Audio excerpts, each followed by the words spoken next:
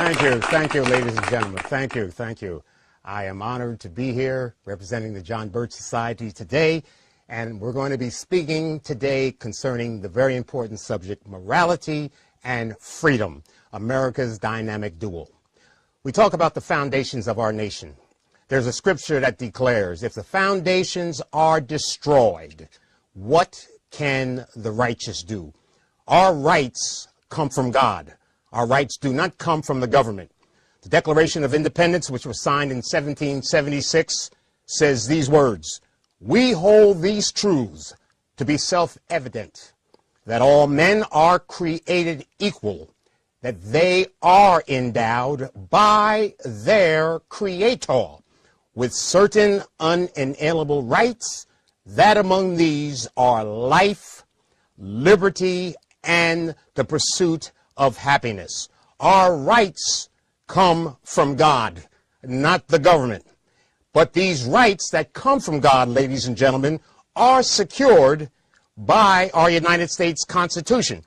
The Declaration of Independence further declares that to secure these God-given rights, governments are instituted among men, and they derive their just powers from the consent of the government, of the governed. In other words, it's a government of, by, and for the people. John Birch inspired our founder, Robert Welch, and Robert Welch wrote in the Blue Book in 1958, I quote, "The young man that I admire most of all those America has ever produced was a fundamentalist Baptist missionary named John Birch. My own obsession with this fight against the increasing forces of evil in the world, which, as already explained, has caused me to give up business, career, and income, and any other prospect of ever having any peace or leisure again during my lifetime.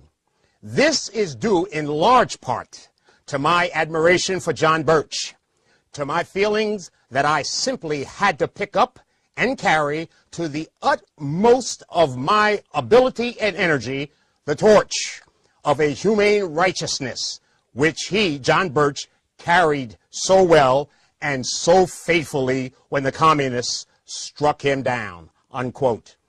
Now, what is the purpose of the John Birch Society? Again, Robert Welch in Section 8 of the Blue Book said these words, quote, "The purpose of the John Birch Society, as officially stated, will be to promote less or limited government, more personal responsibility, and, with God's help, a better world. The purpose also, as unofficially described and discussed among ourselves, will be exactly, ladies and gentlemen, the same thing. Therefore, our short-range purpose and our long-range purpose and our everlasting purpose is to promote limited government, more personal responsibility, and, with God's help, a better world," unquote. Less government, more responsibility, and with God's help, a better world. Now, on the other hand, Robert Welch, quoting him again in the JBS Bulletin, dated in September 1961, told us what the purpose of the conspiracy was. And he quotes, "Our fight against the communist conspiracy is today the most urgent and important part of our total effort. But this fight is still purely incidental to our positive and permanent purpose.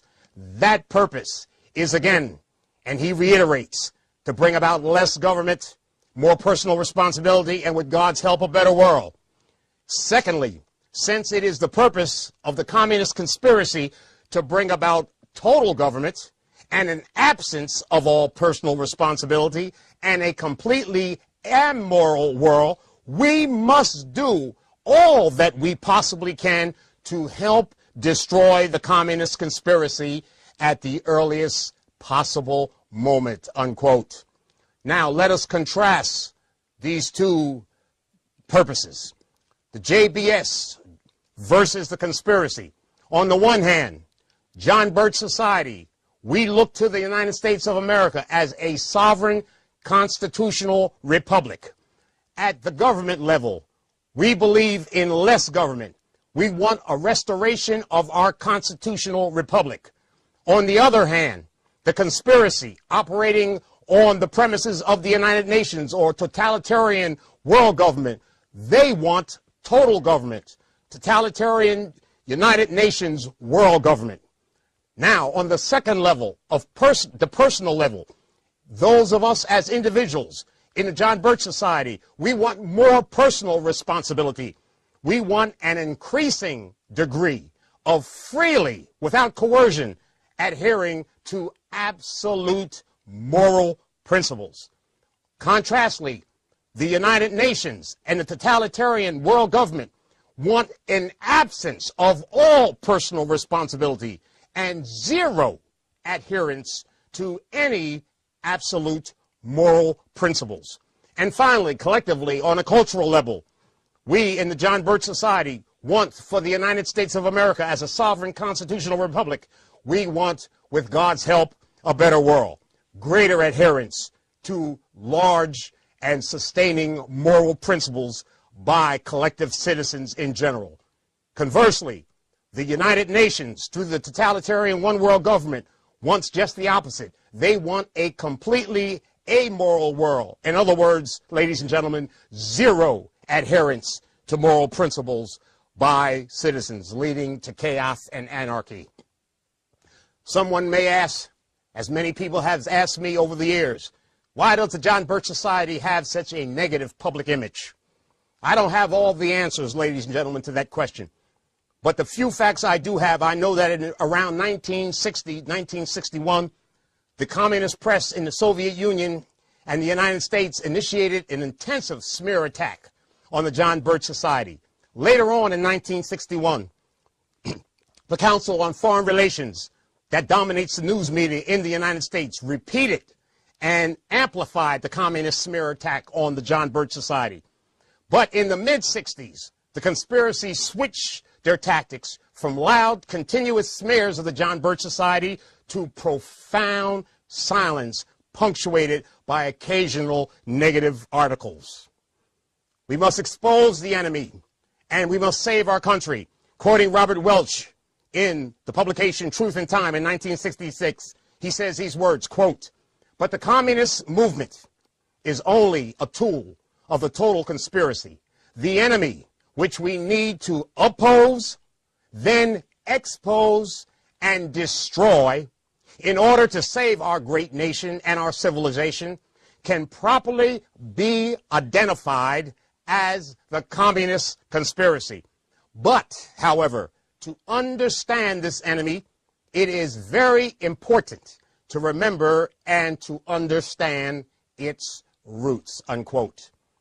Again, morality and freedom. We're going to see, ladies and gentlemen, how these two principles are linked together. Morality and freedom is the powerhouse of America. Morality and freedom is America's dynamic dual, because morality and freedom will automatically bring about limited government, more personal responsibility to fill the void, and with God's help, which is the most important, a much better world. What is our vision? What is our vision in the John Birch Society? What is the vision for a morally better world with God's help? We have 5 bullet points. The first one